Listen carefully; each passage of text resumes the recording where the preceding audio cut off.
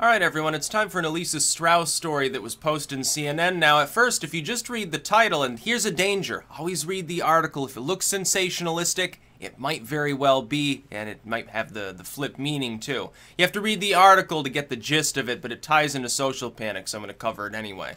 The title is essentially like, kids, they love Fascist, Thomas the Tank Engine, and Paw Patrol, and then it goes into a diatribe about all these different, like, media groups. So that, like, The Guardian labeled, I think, Thomas the Tank Engine anti-environmentalism and, like, corporate dystopia and stuff like that. Now, the article itself and the author, to their credit, and this is funny because, of course, it's CNN, partially debunks that after, and they're like, yeah, some of the messages on here to an adult, they might be like, by their, really whacked out standards, I suppose. It might be fascist or something like that, but don't read too much into it because, basically it's little kids. Color me surprised. Do you mean that little kids don't read into Thomas the Tank Engine, that it's meant to cause them to love big coal, or something like that? I'm surprised at this. Now, it didn't take CNN to tell me that fact, but it does show you the moral panic we're certainly in.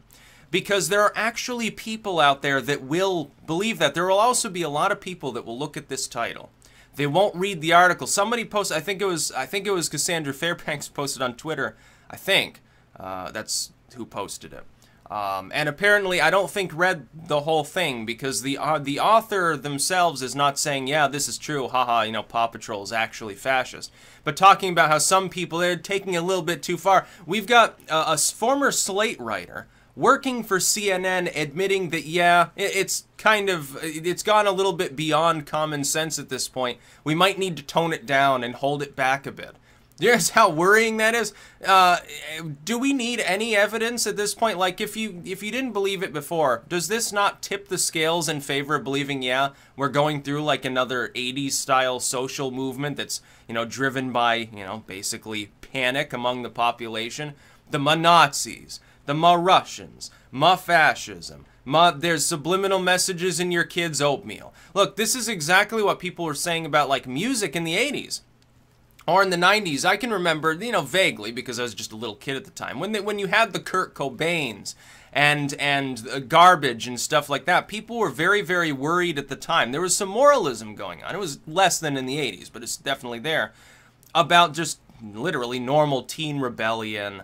But, whoa, I don't know, little Jimmy might smoke that devil's weed, little Susie's gonna go whoring or something. And that generally didn't actually happen. Now you listen to that music, you fucking hear it on the oldies station practically at this point.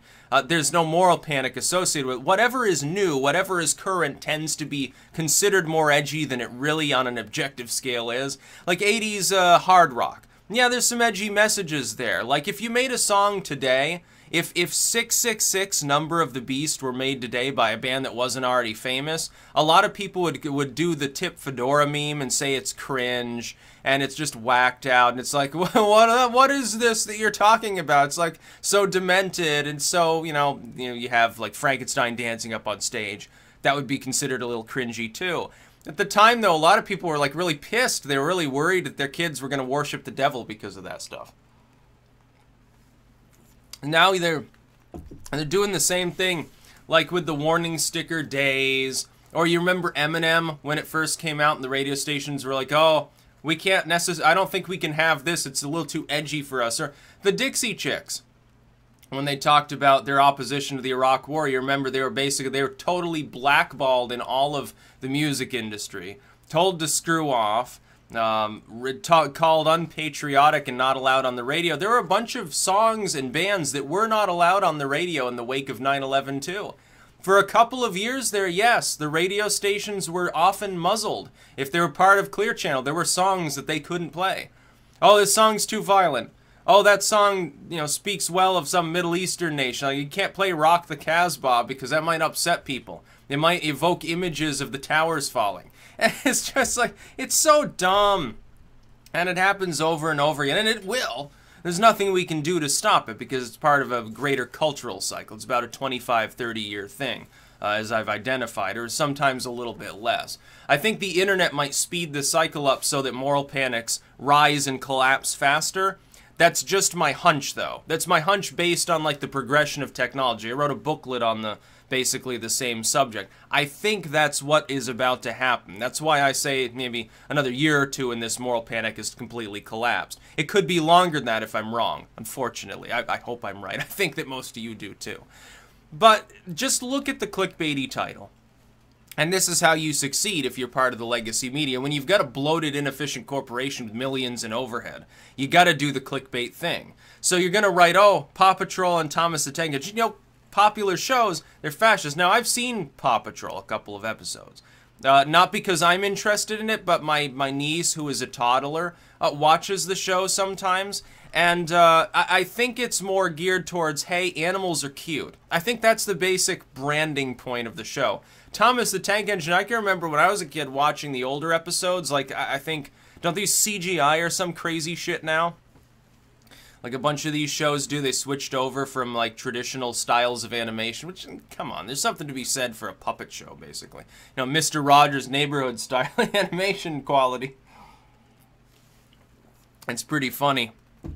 I can remember one episode where one of the trains was speeding towards a wall and then, like, you know, I guess went through it, and it's like, oh, I've been smashed to smithereens, and I thought the word smithereens was hilarious, and so I would say that over and over. You know, like little kids, sometimes they pick something up in their head and they repeat it just to annoy people, and it was great. I used to do that with the Farmer in the Dell song, but I could only remember the choral segments.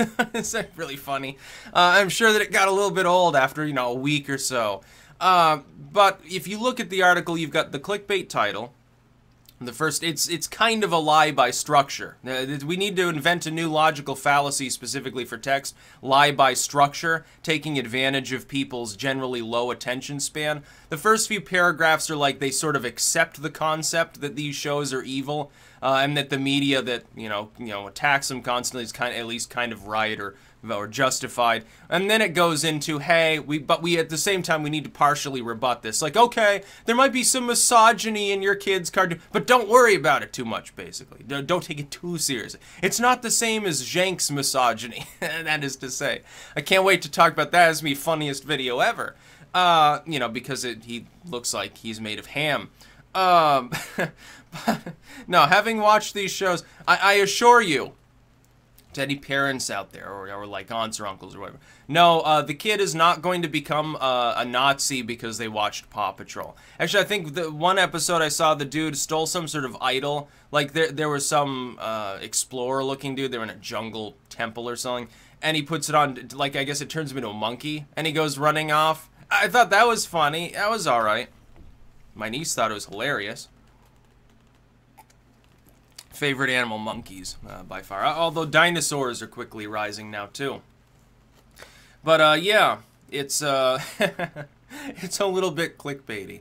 But if you read the whole article, technically speaking, it's fair. It's just the structure of it makes it a little bit less so, because 99% of people will see the title and maybe the first paragraph, and then they'll think they've absorbed it all, and they'll go and tell others now about how Paw Patrol is fascist. I hope CNN understands, and I think they do, because I think this is the point. The structure of your articles matters these days a lot more. It's like when I talk in videos, I have to basically summarize the main points in the first minute of the video, because I am aware that a good half of the audience by then may have very well tuned out, or they've gone off to like cook or something. It's just the way people operate.